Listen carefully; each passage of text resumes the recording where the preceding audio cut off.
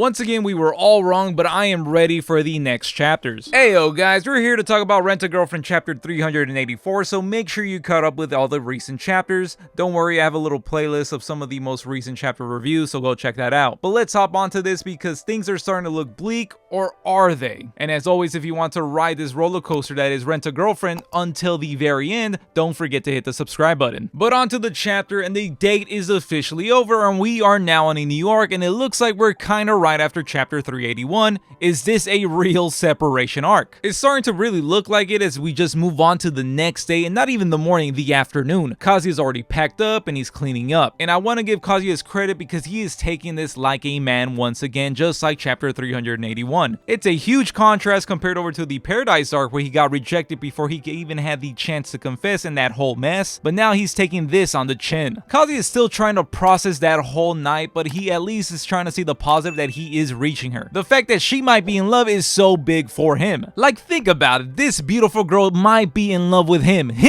Yeah, the rejection is really looking final here as he thinks it over, but he sees it as a kindness shot from Chizuru. He knows it was hard on Chizuru to even do the rejection, but he understands that Chizuru just doesn't want him to wait forever. And this might be partly his fault for saying that he will wait 10 or 20 years for her. Most people don't want to hear that, but Kazuya is not ready to let his love die for her. But still, he sees some success here from the date as he reflects on her smile. She had fun, but there is a missing piece to the puzzle. The chapter ends with them crossing paths as you do when you live under the same roof, and Kazuya thanks Chizuru for letting him stay for the month and hands over the spare key. But then Chizuru notices the key charm and hands it back over to him since it was her gift to him. Once again, really feeling like the period to this whole investigation arc, but with still some hope in there. But then Kazuya can't get over the fact that why is Chizuru acting so normal after that whole night? She's not even limping here. Like, was she faking it? Did he carry her ass for no reason? No, I'm just kidding though. You probably just can't see that in the manga. But we get to see that Chizuru is also feeling conflicted, or as she's reflecting the whole date, as her eyes look very serious here. She's holding onto the key, maybe she's mad at herself. And once again, I'm here to ask, and I really hope that the next chapter focuses on Chizuru, because I would have wanted to see what happened when they got home, because there is still something missing here. We had that inner monologue that it was a good thing that Kazuya got off that bus, and Chizuru calling that night or just being with Kazuya a storybook. But Reiji is so unpredictable, so I will just consider that done. We probably won't see it anytime soon. But if we do get Chizuru's POV, let's see that night, please. Let's see it. Because if we don't, I do consider that the only airball here, because that walk back set up so much for the moment they got home, and we just don't get to see any of it. But the biggest takeaway from the chapter is that Minnie is still not home, and there's still an hour before the movers get there, and in 1 hour in Rent-A-Girlfriend time is like 10 chapters, so we still got something to develop with these two home alone together. Chizuru should already be back from the bank, so we still need to see what that's about. There's a fan theory going around, and I went over that, so if you're interested, why not check out this video. And then the condom is still in Kazuya's wallet, and I know that I'm hanging on by a single thread, hoping that this condom will save the whole rejection, and it still hasn't shown up. I'll make sure that this is the last time I mention it, but you know, it's just in the back of our heads, and I'm sure it's in the back of Reiji's head. But still, Kazuya is still hung up on the fact that Chizuru seemed to have had a good time on the date and asked some very intimate questions. So I will give that there's a low probability that he could confront her and ask her how she feels about him now and like what she thought about the date. It would just depend if he has the balls to do it, but hey, they got an hour, there's still a lot that could happen. Who knows, they could still get intimate. Maybe someone's gonna want to hug each other before they say their goodbyes, and that could lead on to something. And I know that some fans and the haters will be really frustrated by this and also hating on this, because yeah, this story is not ending anytime soon and these two are still not together. But honestly, I am feeling way better about this. I think it's nice to move on from the date, and now these characters have new perspectives on each other. Kazuya was really worried if he could ever reach Chizuru during the investigation arc, and now has somewhat an answer that yes, she might actually be in love with him, and that's huge. And I just said it, there's still a missing piece to reach her, and you know, there's still that physical contact that is missing. And now Chizuru looks more vulnerable than ever, because Kazuya might actually be completely out of her life as he moves out. I mean, look at the last panel, she looks so unsure of that. She even looks mad that she is self-sabotaging herself and denying herself from love. So yeah, there looks to be a lot more story to tell, and hopefully these characters start to move differently after the rejection and now the separation arc. Maybe Kazuya will finally get that growth we've been all screaming for. But let me know what you guys think down in the comments, and please, let's stay a little bit positive. I know we're gonna get a lot of comments of people just hating, like, oh my god, this is dragging on forever, but